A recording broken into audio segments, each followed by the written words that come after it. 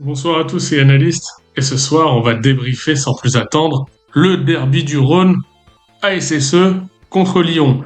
Un derby placé sous le signe du Doliprane. Et vous allez savoir pourquoi, je vais vous l'expliquer dans ce débrief. Tout d'abord, pour planter le contexte, c'est un match hyper important pour les deux équipes. Saint-Etienne, englué dans le fond du classement, 17ème, a absolument besoin de faire un résultat pour continuer à croire au maintien. Lyon, lui, a besoin de points dans cette course à la Champions League.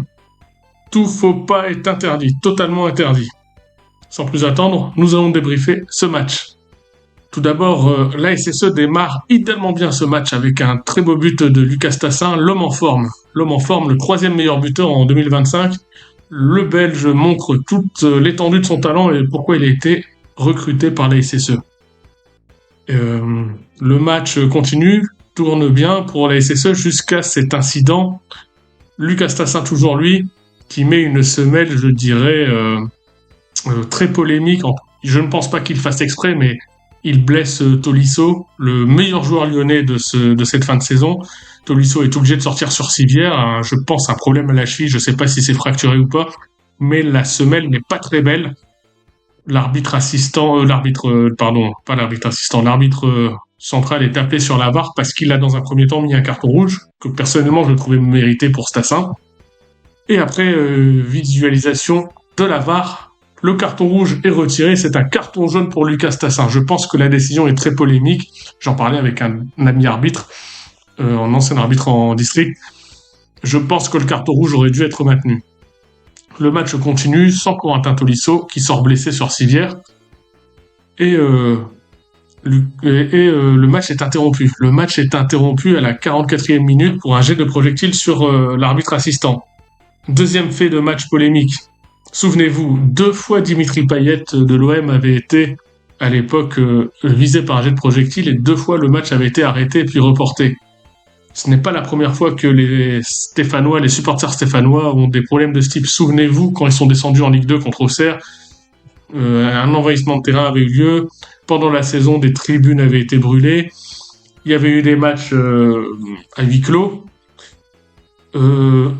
Un tifo avant le match, un message des supporters avant le match, c'était mort à Lyon. Je rappelle qu'on parle de football, on ne parle pas de guerre, donc c'est assez préoccupant.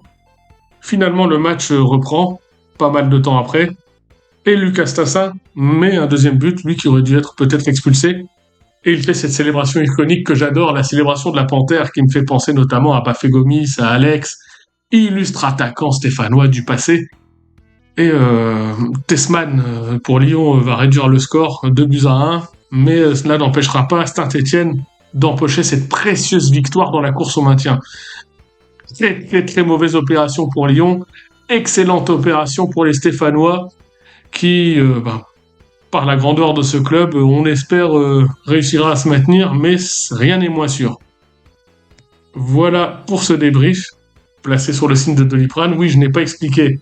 C'est que l'arbitre assistant qui avait été touché par un projectile a pris un Doliprane, et le saviez-vous, grâce à ce Doliprane magique, il a pu reprendre sa place. Twitter était en feu sur cette histoire. Moi, j'ai trouvé cette histoire cocasse parce qu'on parle quand même de sécurité des officiels, donc c'est assez paradoxal que le match a pu reprendre après un tel incident. Mais que voulez-vous ? Saint-Etienne avait besoin de points. Il aurait été triste que Saint-Etienne perde ce match à huis clos, pas à huis clos sur tapis vert, sans mauvais jeu de mots, les verts, tapis vert.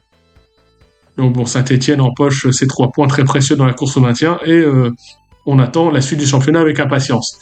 N'hésitez pas à commenter, n'hésitez pas à partager ma vidéo et surtout dites-moi votre avis sur le non-carton rouge de Stassin sur Tolisso, sur le fait que le match ait pu reprendre malgré cette sécurité plus ou moins défaillante.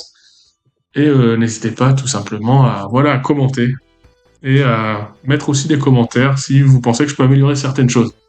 Je vous retrouve très vite pour d'autres débriefs, pour d'autres matchs chauds et à très bientôt, portez-vous bien.